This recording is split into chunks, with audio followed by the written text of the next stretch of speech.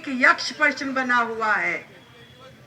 मुझे तो अभी तक ये समझ में ही नहीं आ रहा कि आम आदमी पार्टी ने कल जो व्यवहार, कल जो गुंडागर्दी सदन के दौरान करी, वो करी क्यों?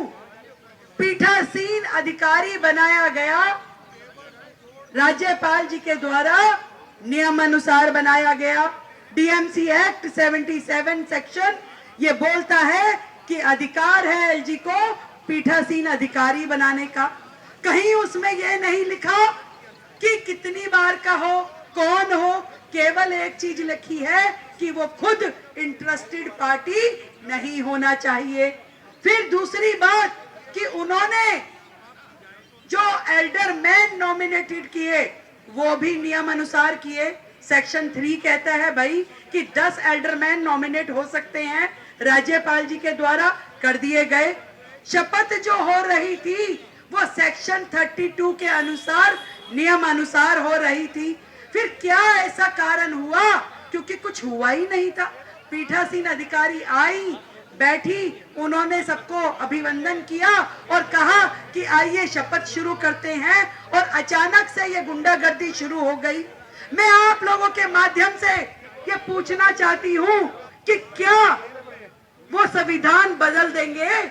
आज यदि उनका प्रत्याशी खड़ा हो रहा है तो बाकी किसी पार्टी के लोगों को क्या ये अधिकार नहीं है कि वो भी अपना नामांकन पत्र भर दें? यदि मेरा नामांकन पत्र पार्टी ने, बीजेपी ने भरवा दिया तो इसमें क्या गैर कानूनी है? क्यों उनको सपने में भारतीय जनता पार्टी आती है? क्यों उनको ये डर समाता है कि कुछ होने वाला है?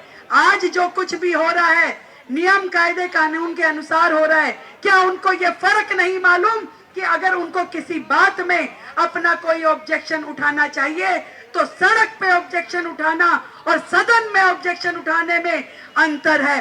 वो क्यों ऐसा व्यवहार करते हैं कि जो सड़क पे किया हुआ व्यवहार सदन में करना चाहते हैं या करते हैं? तो ये दिल्ली का दुर्भाग्य ही है, क्योंकि नुकसान केवल एक मेयर प्रत्याशी का नहीं है, केवल 10 एल्डरमैनों का नहीं है।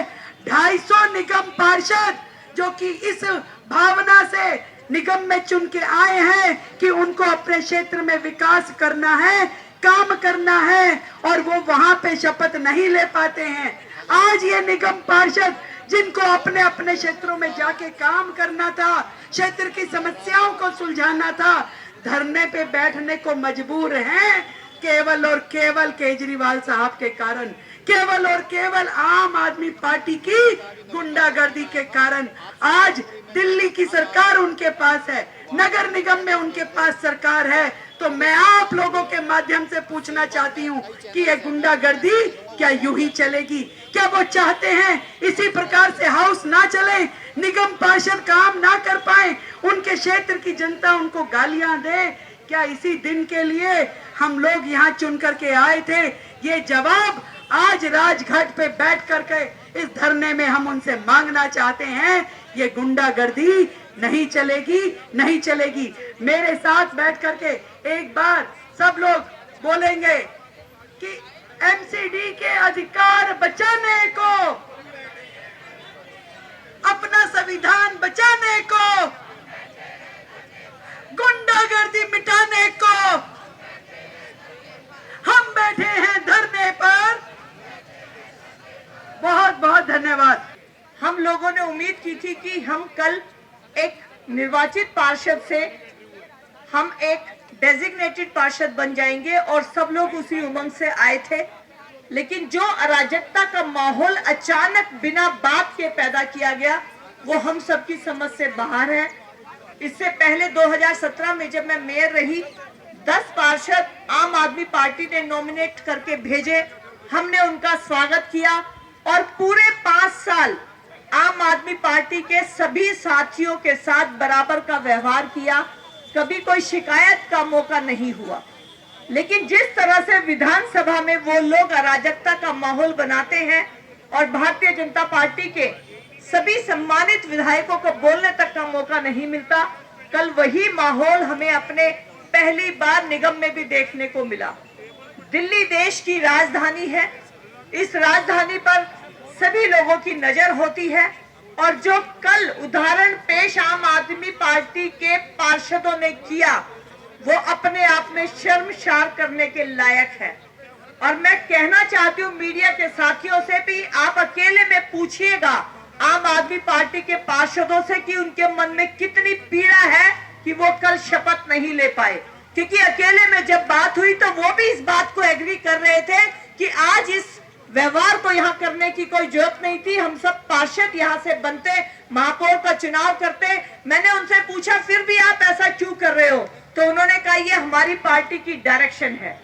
तो जब विधायक आतिशी जी और जरनैल जी जो उनका कल व्यवहार रहा है, जिस तरह से उन्होंने इशारे किए कि प्रोटेम स्पीकर आदरणीय सत्या शर्मा जी के हाथ से माइक छीन लो, उनके हाथापाई करो, और जिस तरह से व्यवहार हुआ है, अपने आप में इससे बड़ी शर्मनाक घटना कोई हो नहीं सकती।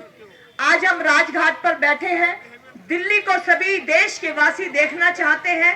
एक ही बात कहना चाहती हूँ कि एक बच्चा बोला अपनी माँ से, माँ मैं भी दिल्ली जाऊंगा, राजघाट पर गांधी जी से मिल लाऊंगा।